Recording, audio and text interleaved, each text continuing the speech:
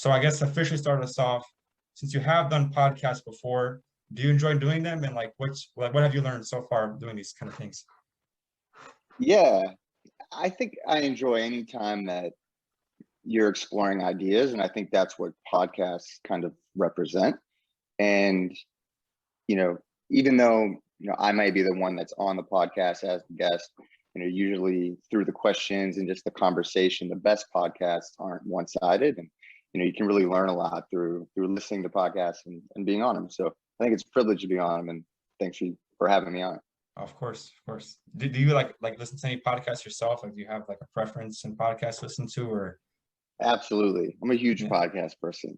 I love Naval's podcast. It's quick, and he's just full of a ton of insights. I'm listening to a lot of e-commerce podcasts lately, just because that's what I've been doing, and like trying to get up to speed on it. The All In podcast with like Chamath, David Sachs, Kyle Kant, like that's a classic. You're basically listening to like four of the smartest people on earth talk about what's happening in the world, and that one's been great. It's been probably one of the recent ones that I've been really into. Awesome. And like, do you also have like audiobooks and stuff like that, like readings that you're getting into as well? Yeah. I buy actual books. I'm old school like that. I think when I'm older and hopefully have a large house somewhere, I can have all of them in one room. But I like the actual physical reading of the book.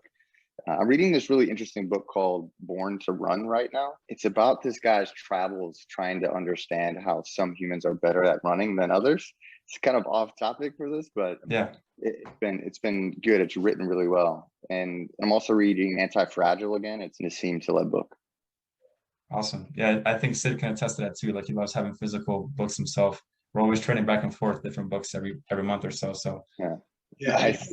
I totally understand the not having enough space. I'm like, how do I get a bigger bookshelf going? Fragile is also on my list. I know he wrote another book too that's like a must read that Naval recommended. So that's on my list.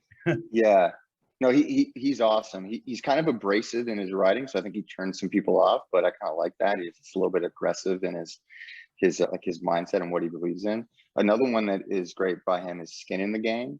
That's just an absolute like blueprint to finding leverage and how you spend your time and getting skin in the game.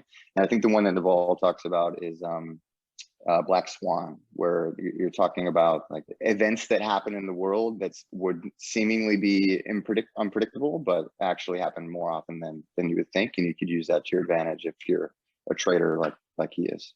Welcome to The Cabin, a podcast where we interview diverse minds to learn about their paths to building skills and creative confidence. I'm Sid. And I'm Ibra. Let's dive in.